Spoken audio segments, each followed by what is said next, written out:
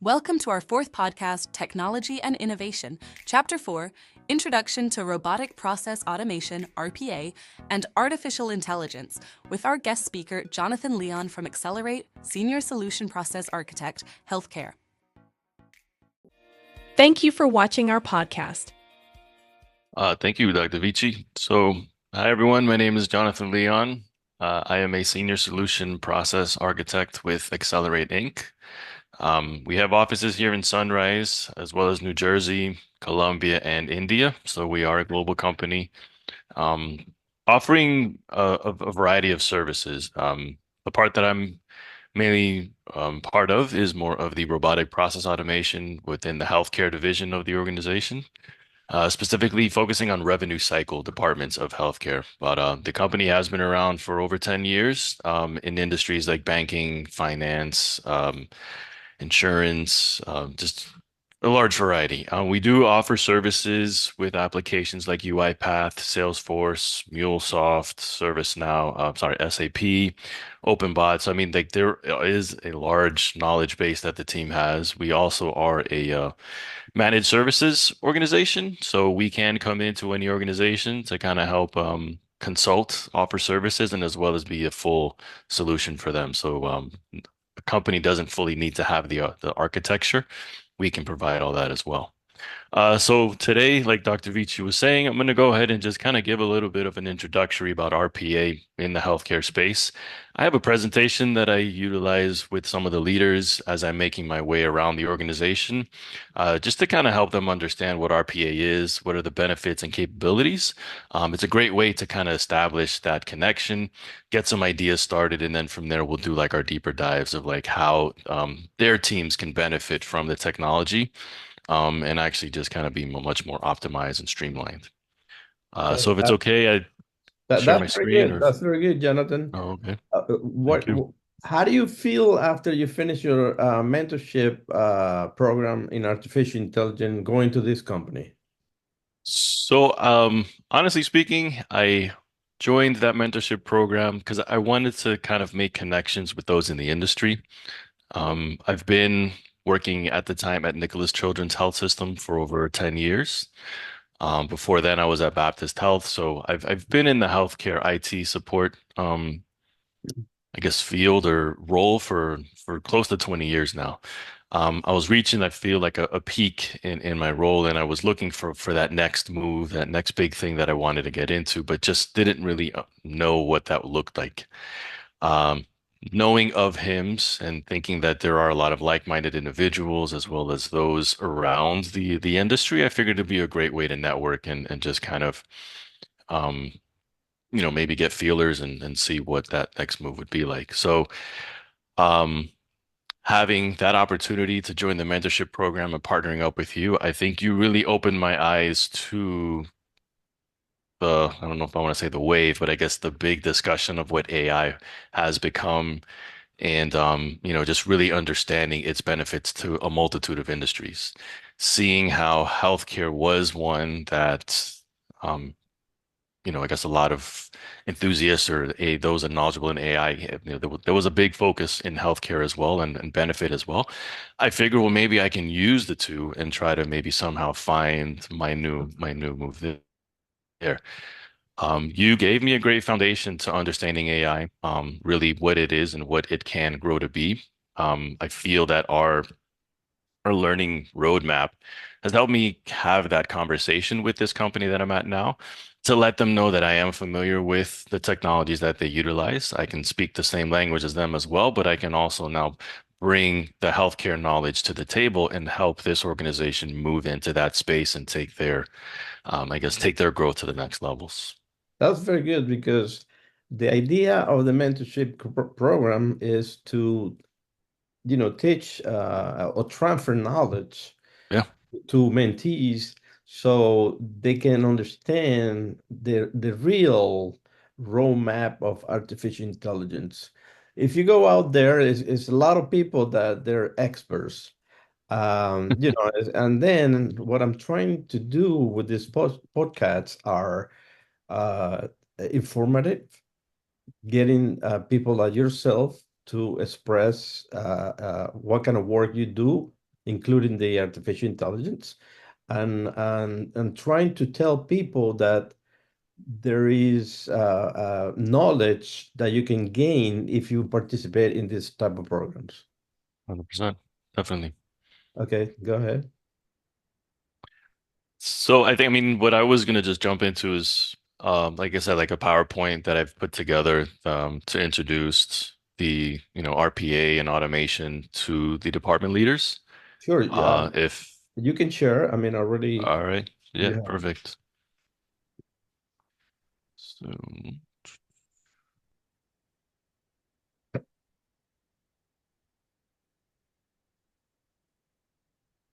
okay, just gotta shift things around. All right, so let's see, share my screen. Do that. Okay, I can see it. Yeah. All right, perfect. So sure, and I guess at the time is if there's anything maybe you'd like to discuss a little further as I'm on the topic, feel Yeah, free to jump in. let's Yeah, yeah. let's present you. You can present this, and then I'll let you know how much time we have. All right, perfect. Okay, so again, thank you. I appreciate the opportunity for this. Just going to go over again just an introduction of robotic process automation, or RPA as it's known. Um, my role here is a senior solution process architect, again, just for the healthcare division of Accelerate Incorporated. So for the audience, I don't want to assume their knowledge base of what they do or don't know as far as it comes to RPA automation, this and that. So I kind of like to level set just by getting some definitions out there, so we at least have that foundational knowledge. So I just start off as, what is RPA? Just and then easily say that it's a robotic process automation. It's a software technology that makes it easy to build, deploy, and manage software robots. That's where I kind of step in and say, we normally call them bots for short. We refer to RPA as bots or the automation as bots. So that's how I kind of already established that. And basically, it just emulates human actions within digital systems and software. So in short, it's just a customized software that can mimic processes within applications, solutions, or even whatever's being performed on the computer. With RPA, we can mimic such steps and workflows.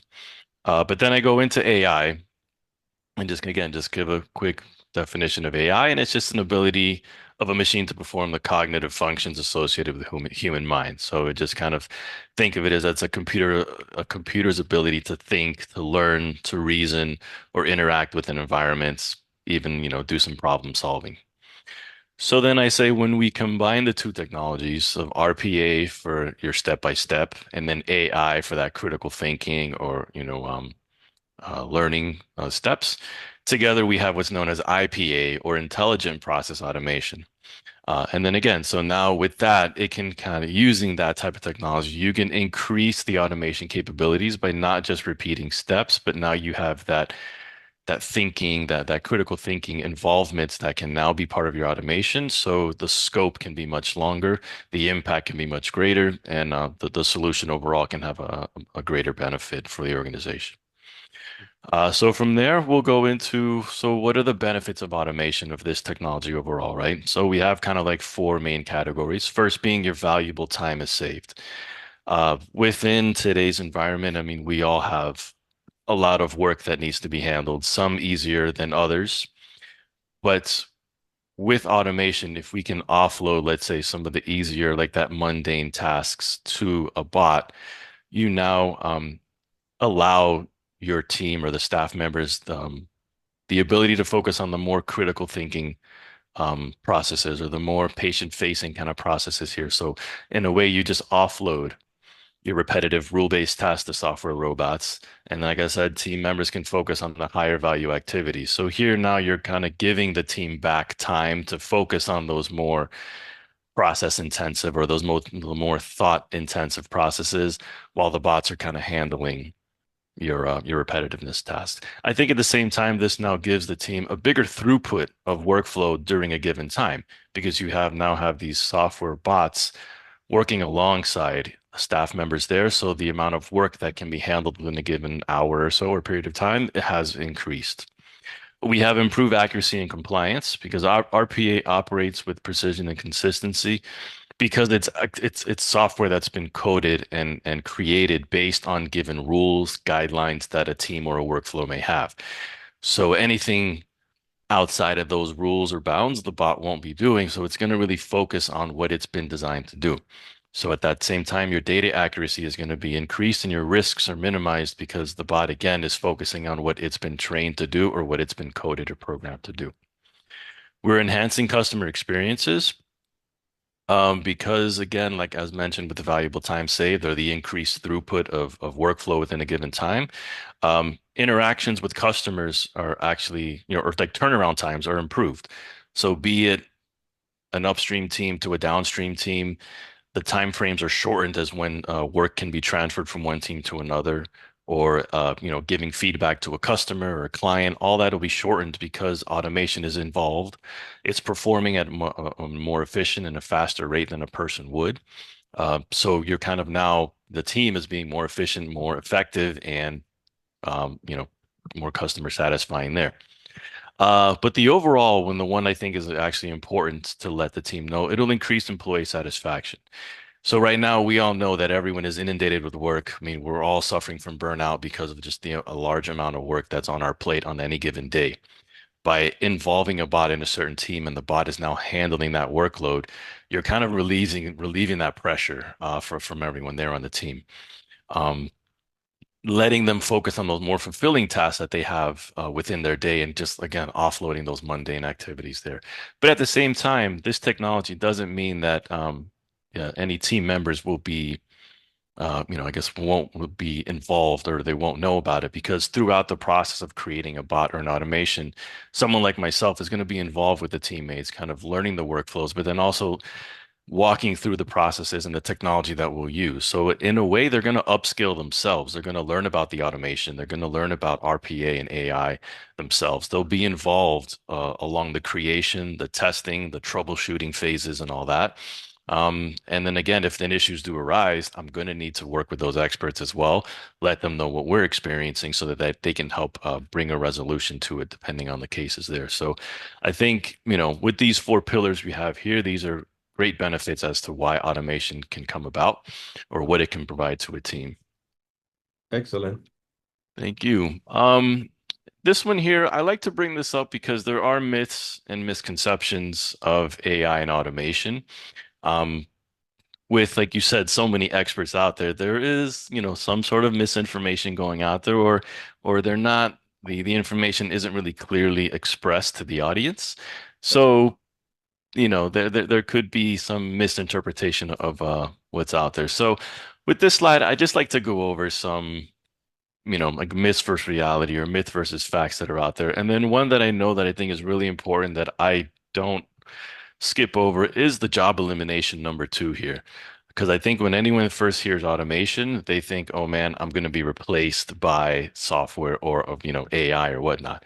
Um, Before even stepping into the role that I'm in now, that was my number one concern as well. I did not want to be involved in something that's going to remove the job of another person because that's never been what I've done.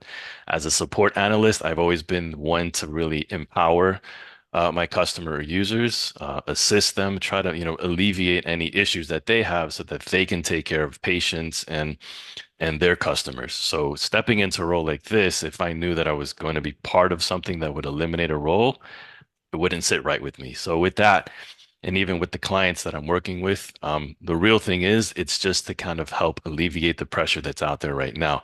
So like we have here, the reality is that IPA frees up employees to focus on the more meaning and valuable tasks and provides an opportunity to upskill. Um, I won't be, let's say, I won't say that it's not a possibility. Obviously, it could happen, but really, the clients I've worked with and the direction that my company goes with, we just want to help companies again just be more efficient with what it is with the work that they have. I always, As far as I'm sorry yeah, to interrupt. no, no. I always say that it's not a job elimination.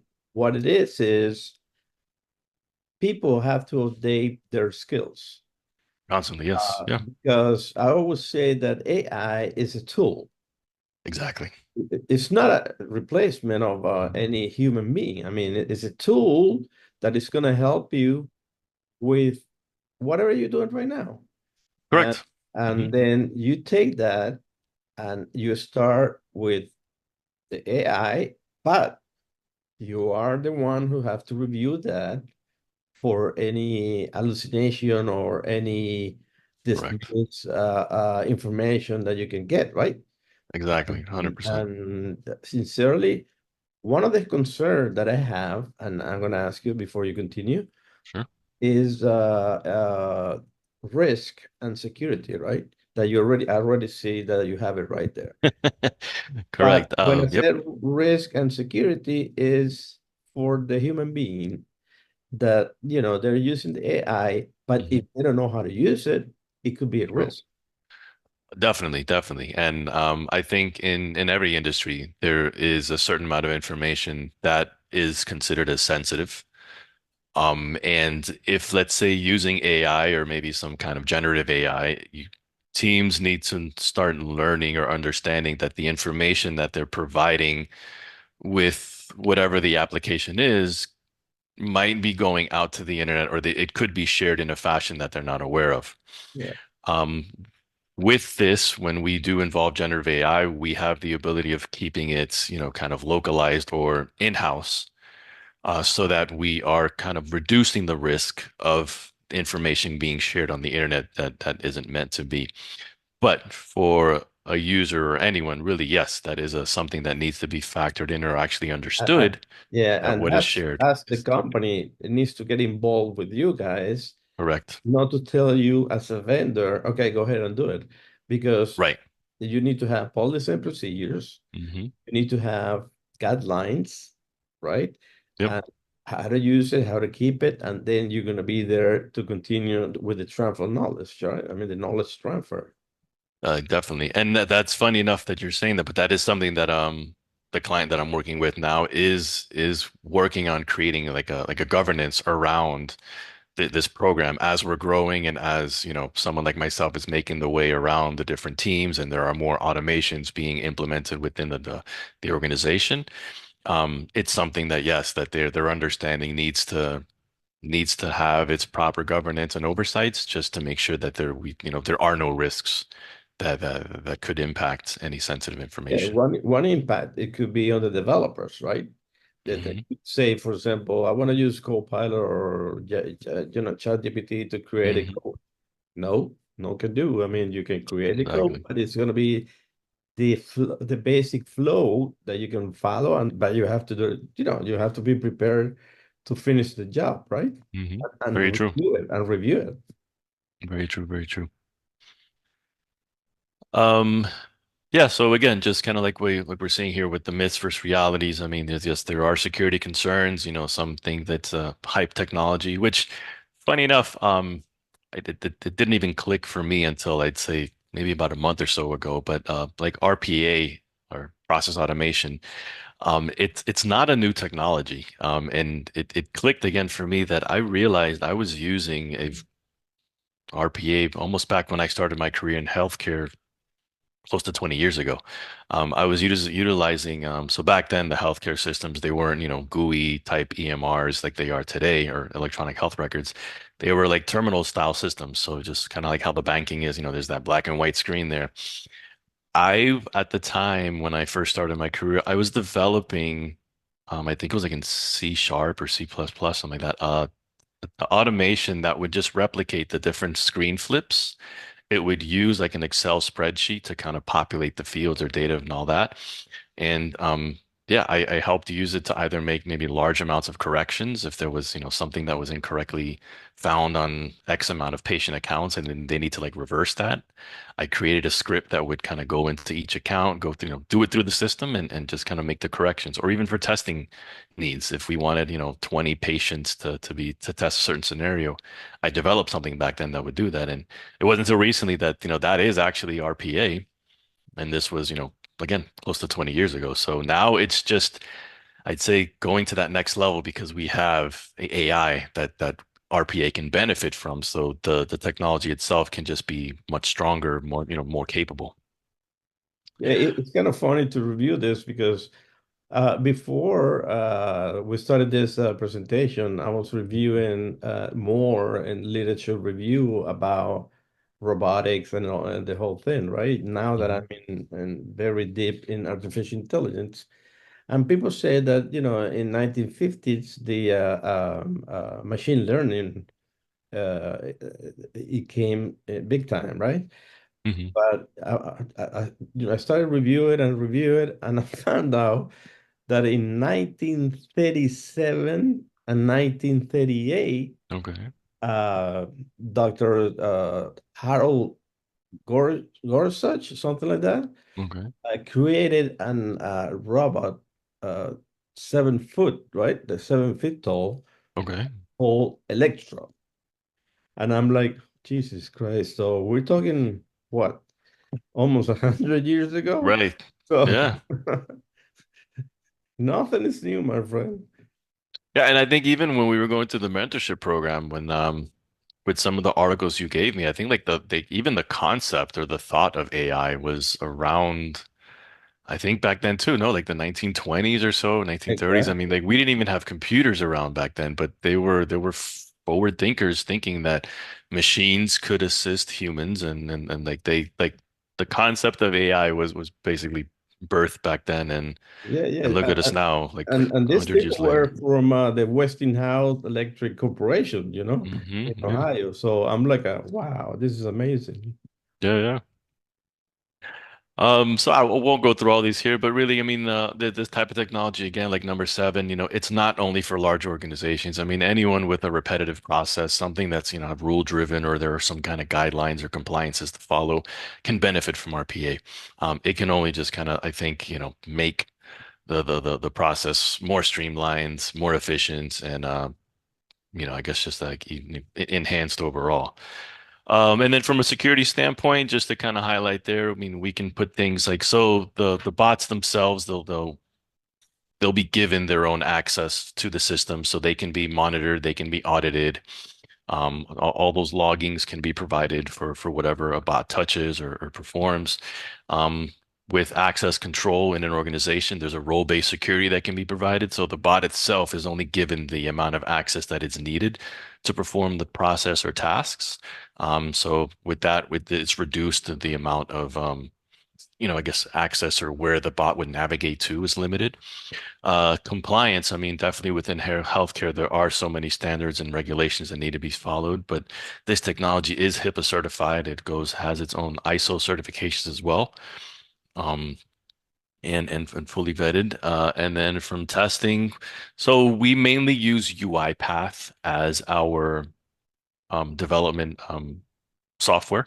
We Okay. are a platinum partner, preferred partner with UiPath. So all the code that is created within UiPath is tested and verified by Veracode for security. There's encryption as well there. Authentication is in place. I mean, so within what we're utilizing, risks and all that, and security is a high consideration, high factor. It's fairly highly understood because, again, with the type of information that's being processed, that level of sensitivity needs to be there. Excellent. So then now the fun part. I guess every time I get to this screen, this is where I start hearing like, oh, this and that, like the excitement starts to build up here. So I put this slide together just to kind of let them know like the capabilities of this technology of the RPA, the AI technology. So I've given the bots here a little visualization of just them, and then just saying they can be deployed in so many regions, right? So I have here like the EMR. So regardless of whatever EMR you have, be it one of the big ones or even something a little bit mid-size or whatnot, the bot can navigate the EMR. It can go ahead and access the work list, go to patient accounts, just it can act as a user, navigate as a user, and interact with the software itself. So if we need to transfer data from here to there, look at some kind of documentations and all that, the bot can do it. It can actually access APIs. So I think here's the great part, or here's how this technology can be more efficient. Although, yes, it can handle front-facing or like user-facing interactions with the GUI. But since it's software technology, it can go to the back end. So now it can tap into the API or all the different messages or the connections happening between softwares. It can tap into the databases that are behind there. So the data can be obtained directly from the source via queries or whatever it is. So now just because the information might not be at the screen itself, the bot has the ability to go behind the scenes and capture information there as well. So I think that's a huge benefit to it. And that's where you have some of the efficiencies or effectivenesses of it. Network storages or any kind of cloud storages, the bot can access files or data within there, or any just other applications that are locally installed or even within some kind of a cloud environment. The bot has access to it. I have it here that we can access, your web browser. So Chrome, Edge, whatever your web browser of choice is, the bot can go ahead and interact with it and navigate through it as well. We have documentation capabilities. So any electronic documents or PDFs or what be them, JPEGs, TIFFs, whatever that is, the technology can access the file. And now here's where your AI comes in. But now we can learn to interpret the data within it, be it structured data, which is something like a form where you have your, designated fields and all that, or unstructured data where it's a comment written by, let's say, a physician or anyone just kind of putting in free-handed text. We can include AI options there to now read that documentation, read that information there, and actually categorize it to be able to use as part of the workflow. I have an Definitely. example of that I can actually talk Yeah, more about later. definitely AI is a plus here. Oh, definitely, definitely, yeah. Or, to go back and research all the data that you guys can handle. So hmm and then lastly, just kind of putting any kind of cloud solution, so like your Google Workspace or your Microsoft Office 365 and all that. It has the ability to just go into those suite of applications. It can monitor an inbox. So let's say there's a shared inbox within a certain department um, that someone's always monitoring for it. You can have a bot monitor the inbox, but then AI can kick in to now categorize the emails or keep an eye out for a file with a certain attachment. It yes, can help prioritize emails or even now, if you include like NLP or natural language processing, it can actually read the email, understand the tone to see if there's a certain level of priority that needs to be given, to good. then almost like forward that on to a management level personnel to handle immediately. Or it can read the email and draft a response that someone can actually just approve and send. Or depending on the confidence, we can have the bot just send off an email based off of send a response based off the email received. So, um, yeah, AI is taking, I would think, almost any industry to a new level or any technology to a new level. And with just these capabilities of, interacting with your PDFs or any kind of cloud solutions, Yeah, it's an agent that prepared to work. exactly, yeah, definitely. Yeah, so just saying, yeah, it can go, I know any kind of shared files on a OneDrive or a Google Drive, the bot can go in and access, read, and interpret or utilize as part of the workflow, manage inboxes and all that, definitely can handle. So then now I just wanted to get into like some high level examples of automations I've worked with some clients within the revenue cycle space, just to kind of give a little bit of like a true business case of how this technology is impacting and assisting workflows within these areas. So within the client, within the clinical documentation improvement team, we have a bot assisting with their mortality index review. So to give a high level of what this process is, there's patient data within the EMR that is utilized, but also compared with a spreadsheet from a vendor that has, let's say, profiles of patients and different symptoms of what they could present with. Now, the way the workflow is, today, or when done manually, a person would open up a patient's account, review all their diagnosis and procedure codes, their DRG codes. So kind of review a lot of the codes that review that discuss their symptoms and procedures that were performed on them. Mhm. They would go to the spreadsheet to now find, let's say, like a profile that matches what the patient has. And then once that profile is identified, they're like, symptoms or say variables that now they compare one to one. So let's say the profile says that the patient should present with A, B, and C. They'll go look at the patient account. Do they have A, B, and C? Yes or no? If it's yes, they'll mark it off. And as they start marking off these matches, the spreadsheet will kind of give like a statistical value as to how at risk this patient is for actually declining during their stay. So Mm. it's a very manual process. It's very important, but it's time consuming because they need to refer to the information in the EMR, refer to the spreadsheet, and just kind of go one to one to see where there are matches or not. And then once they get the results, that's when they know, okay, this patient is at risk and we need to identify or notify clinical teams immediately, or this patient's okay and everything's fine with them. So we don't need to, pay them any extra attention because they're fine according to the profile. So what is So happening now? is that with a lot of healthcare facilities or only the ones that you're working on it? So I'll truly, I'm fairly newer to the organization, so this is one that I'm working on with this one client there. Okay. This type of review, since that spreadsheet that they have was purchased from a third-party vendor, I'm sure that this is a need throughout other healthcare organizations, which would be something I'd love to explore to see if it's something that I we can wanted to say almost, that. Yeah. yeah, yeah, definitely. Yeah, if it's something we can use elsewhere, I mean, we would have us almost a solution ready to go. Yeah. So with this process, again, we have a bot now that's going to be performing that evaluation. It's going to go into the accounts from a specific work queue, so it knows which accounts to review. It's going to go ahead and access the spreadsheet, and then it'll be able to do that comparison in, I would say, almost like, I mean, I think when we timed it, just the examples that we ran with the bot. It took, I think, the process or the bot itself, maybe about a minute and a half to complete. Whereas when a person was doing it, it was a little over 5 minutes just to handle one account. So over there, I mean, you're thinking you're seeing a large amount of time being saved. But now that a person doesn't need to actually do that evaluation, when they open the accounts worked, they'll already see the results in the EMR because the bot is going to place the results back in there. And Yeah. immediately they can say, okay, we need to focus on these patients right now, or we can improve the process to now kind of put in an automated alert once a value of a certain threshold is met, we can have that account immediately flagged to clinical teams. So there's even Of course. an opportunity to improve on the process. So Yeah, yeah, we can. the word you were saying that maybe it could go up to 5 minutes if with a human touch, right? But Correct. what happened if that's the logical process, but what happened if the person get interrupt?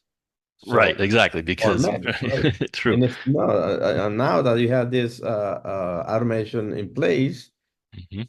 doesn't take anything, right? I mean, it takes minutes. Right. There's, like Sometimes. they say, there's no bathroom breaks, there's no interrupted phone calls happening there. Exactly. So the bot just focuses on what it needs to do, and tackles it. So as we're seeing here with this one automation, we've estimated that there's going to be like over 9,700 hours saved within a year. So that's the time that's given back to that department. That's the extra time now that those team members have to focus on additional work or the more complex workload because they can be worry-free knowing that the bot is handling um, that that evaluation. Very good. But at the same time, just to kind of give a little more insight as to what goes on. Just because the bot's running doesn't mean the department themselves is completely clueless as to what's happening. Okay. We keep transparent with what's going on. So we send out email communications when the bot is going to start the process. When the bot concludes, we send um, um, like a log of what accounts the bot touched, what were the results. So like we give full transparency to the team so they know exactly what happened, who was interacted with, if there were any errors. So let's say for some reason along the process there was a scenario that we didn't factor in that came up. Yeah. That one account might say, flag for manual review, or maybe there was an error encountered somewhere. So they'll be able to see an audit trail of what took place so that if there is any follow-up action, they can go ahead and handle that. Or if something in what any errors were encountered, that's going to most likely be caught by our support team so that we can go ahead and engage them and tell them, hey, we need to work on this one issue that was encountered. Yes. So And the good although thing, the bot's running, there's still transparency. Exactly. But the good thing is you can create another routine that artificial Mhm. intelligence is going to help with Exactly. logs, right? The Yep. error logs. And Hmm. that, anytime you get an error or whatever, you create a report and say, the last 10 errors, here is. If it is critical, you raise Right. it. Yeah, definitely. Definitely. So to another one, we have like from the admitting team, I have a bot that is working on obtaining pre-authorizations for service. So patients that are coming into the emergency department and for some reason or another, they need to be admitted and become an inpatient for a longer time of stay. Those patients would have to have a pre-authorization obtained by their insurance carrier. So there's a team here that needs to constantly make sure that the information collected by the insurance, one, is correct, and then two, they'd have to go out to like a web portal or some website to manually obtain this pre-authorization to store like that code in the EMR. It is quite time consuming, and there are some cases where there's some back end communications that automatically do this, but for a large amount of like health plans, that's not possible. So what we've been able to do is we now have a bot knowing that when a patient is admitted, it can go ahead and read their insurance information that's been collected. It'll know what web portal to interact with, and from there, it will fill out all the required fields, all of the necessary information that's needed to actually submit that pre-authorization request. Luckily, all the information lives within the EMR, so it can refer to the information that's needed, be it any kind of physician names, any kind of ID numbers for the physician, for the healthcare organization, um, any kind of diagnosis codes, the patient demographic information, all that it can grab from the EMR, fill out the web portal, and submit that response. If one is obtained immediately, I've been able to help identify where that information resides in so that they can copy that from the portal, paste it in the EMR, and then complete any necessary fields that actually conclude the process. So that alone is actually continuing the workflow so that the further downstream teams can be engaged and do their part of the workflow, while the emitting team is working on other longer cases, which are sometimes not a web portal isn't available. So the staff need to pick up the phone and actually call the health plan themselves. Those phone calls are very time consuming, can go as long as an hour or 45 minutes. So if someone's on the phone for that long period of time, sure, they can kind of multitask and do something, kind of interact with the web portal. But this allows them to either maybe respond to an email or handle something else while the bot is just doing this interaction for them behind the scenes. Or maybe they can kind of work alongside again, like I was saying earlier. So now you have more throughput of information or data being worked in a given time. So the bot here, as you can see, is just under 5,000 human hours saved a year just by doing that. I won't Excellent. go into too much detail for the others, but for the one that's in finance there, this is the bot is actually gathering information to submit for quarterly audits that need to take place. It is for Medicare and or sorry, Medicaid patients. The organization needs to kind of collect a certain amount of information, kind of create a packet on all their Medicaid patients, and then submit it to a the regulatory organization called per So the bot just knows on that given time frame, the quarterly time, it'll go ahead and grab all the information from the EMR, create that packet that's needed, and then make sure it meets all the guidelines that's required, and then go ahead and submit it out to that portal. Excellent. And then the my big whale here, the Moby Dick, is professional building coding. So Yeah. coding is a very I large and I can complex. I can see that with the Yeah.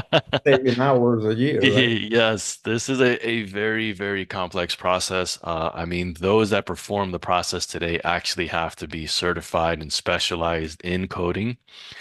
Um, the intent here is not to replace coders, but it's actually to help alleviate with the coding needs of the organization. The needs are so high that the organization can't even find local talent to actually assist with the workflow that they're outsourcing it to many different organizations or third-party vendors to just help with the volume that's there. It's Yeah. costing them a ton in expenses to accomplish it, but it's a necessary evil. So since they're so what do I want to say, so excited about I guess or invested in this technology, they were saying, what can we do for coding, and how can we kind of save some money on that one there. In going through it, we decided to just piecemeal this because coding itself can, has so many different avenues that it can take, that we're just going to go ahead and just start, doing it step by step. So with this, we're working specific edits or errors that are presented during the coding process. With this, we're definitely going to involve AI. So since there are so many guidelines, there is so much, there's so many standards out there. There's so much documentation on coding. We can just feed a model all this information, get it trained, get it to be able to understand the complexities of coding. So now we can just kind of throw some of these coding errors or coding needs at a model that was created to just see that how accurate it is. We aim to achieve a 90 to 95% accuracy with any models that are custom created. We are nearing that volume. So as we, just give it more data, it's just becoming more and more accurate. And with this, we are starting to show benefits to the team. We are getting these edits resolved and handled. And now, like, the teams themselves, they have that much less pressure on themselves to get so much work done in a time. And here I would say, sure, there could be a potential for the organization to scale down on the dependency of third-party vendors, but their internal staff would just, have the relief that, it's, yeah, the internal staff will be relieved that there are bots assisting them and it's not, solely just on them to be able to handle. Yeah. Okay. Um, Excellent. Thank you. So then the next slide, I just want to go into like a bit of a life cycle of what it looks like when we go through like an automation project. Um, just I do this to just kind of visualize what it takes to get a bot or an automation from idea to actual beneficial solution. So as always, as I give this presentation, like I said earlier, by the time we're here, they've already have a couple ideas in mind. So what I do from here is just I'll start collecting those ideas so that we can get another call going to do like a bit of a high level overview. I want to know how much time it takes, what's the volume of transactions, the amount of employees that are there, because I need to create like a business case for my management team so that we can understand what the ROI or the return in time saved for the department would be, but as well as what's the work effort going to be and technology needed from my team to create this bot and make it happen. Very good. As long as we have like a good balance of that, then we can go ahead and move into now like the analysis and design phase, where this is where I would do like that deeper dive of the workflow. I tell them to almost talk to me as if they're training me on the process. I want to know the ins and outs. I want to know the mindsets. I want to know the guidelines, the rules. I want to know this process so that what I create is going to be a good representation of the workflow itself, because this documentation is going to be handed down to developers for the next phases. So from here, here's where I work closely with the department leaders or maybe some subject matter experts or those that are performing the duties day to day. And I do several meetings just to make sure I understand the as is workflow so that I can collect it. Once all that's been collected properly and it's been evaluated and reviewed by those I've worked with and they approve it, we move the project on to a development phase. So now here's where the developer comes into play. They'll review all that documentation and they'll come up with their own, like their technical design of what the bot would look like. Just because I said A, B, and C is the workflow, they can now say, well, we can go A straight to C. We can skip B because the bot now can, take a different avenue or take a different track, go behind the scenes and get information there. So this is now where that, what we call the solution design is created.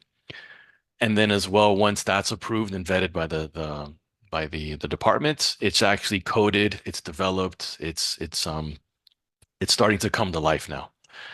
After the development phase happens, then we move into a testing phase. So we'll first do an internal testing on our side first, just make sure it's working as expected. We'll go through some scenarios that I've been made aware of or that I understand from all the information collected.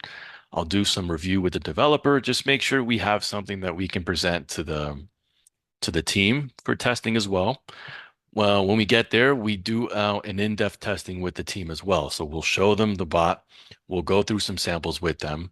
We'll show them all the test cases that we've gone through and our results there. We want to make sure that we test this to the best of our knowledge, to the best of the team's knowledge, from what they understand the process to be, or they know what the day-to-day is like. Because any tweaking that needs to be done, we want to capture that here before we move on to the last phase, which is live. Once this is live, I tell them, although this is the end of the development cycle, it's actually the beginning of the bot starting to reap benefits or benefit them, the team overall. So it's not an ending.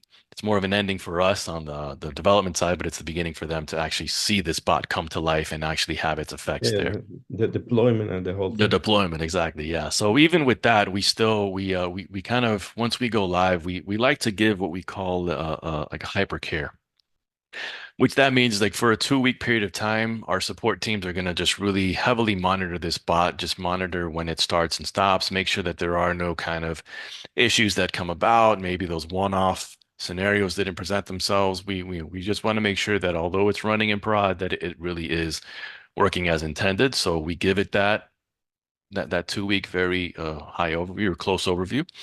Once it's behaving fine, it's not doing anything that's unintended. We'll move it now to a regular support phase where if something does come about, it goes through like the normal ticketing process and all that, and just like any other IT issue there. And the client can sign any maintenance extra services, right? Like, Right. Yeah. So with this one here, we do have our own support. Like I said, we do offer those managed services. So we will do that high level overview. But with this client, they want to own the bot in the end. So sure, we sure, sure, sure. everything that we have, all our documentation, everything that we've collected, we create like a transition packet. So that all that information now is fully theirs. They understand the details. They'll even speak with the developers to understand those ins and outs, because now they're going to be responsible for supporting it. However, if something does come about, we are always here, because we work that closely with them. So it's not like they're completely on their own. Yeah, We're yeah, still there to provide the support and make any adjustments as needed. sure. And then lastly, I guess this one's just for us here, but just like my contact info, if I guess there are any other questions or anyone wants to talk about this a little more or maybe has an interest, you can find me on LinkedIn. I do have my middle initial there, so it's Jonathan C. Leon, and you'll find me there. I think my profile picture is the same one you're seeing, so as long as you see that photo, that's me. My work email is jonathan.leon@accelerate.com. Your spell checker is going to really appreciate this, but we have an I, as you see here in Accelerate. It's because we're accelerating automation and AI, so we got the AI there for you. So that's my email address. And our website, the company website is accelerate.com, as you see there, ACCELIRATE. Um, I know we offer a lot more services than what I mentioned. I still don't even know like the full scope of it myself, so I do apologize if I skipped anything. But if you're curious to see the services, the industries that we support, feel free to take a look or reach out to me. Well, Jonathan, thank you so much for your presentation.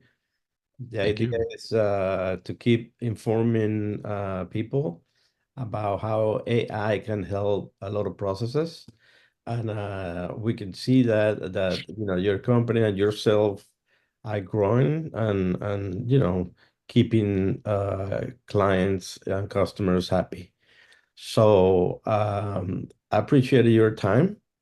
Thank Uh, you. Appreciate you I having hope me. we can continue with other podcasts if we need to. And now I guess you're gonna be a mentor for the next year. I mean, I'm always happy to share my knowledge. I I think that's why I got to the point that I got to joining the mentorship program, because I Well, realized that it's like I a was helping a lot and I wanted to exactly. actually kind of reach out and get help myself. Yeah, So someone like you really did help me, learn and grow, and I really do attribute all yeah. that we've done to for me being in this role that I am now. So I do thank you for that. And at the end, you feel good that you're giving back to the community, Definitely, and yes. you can see people growing. I already finished two mentees with Florida Atlantic University. Nice. They did very well. They did the same thing, the roadmap for artificial intelligence. They Cool. didn't know much about it. We did the same thing, review article presentations, and they were happy. So I'm happy too. So And I know we finished that, but definitely, I'm glad that I still have you around. I can pick your brain and, see what else, exactly what right. more knowledge you have to share, because there's definitely a lot out there. So thank you very much, Jonathan. Have a great night, and You as well. we can talk later if we need to. Thank you. Appreciate it. All right. Thank you for watching our podcast. Bye. Bye.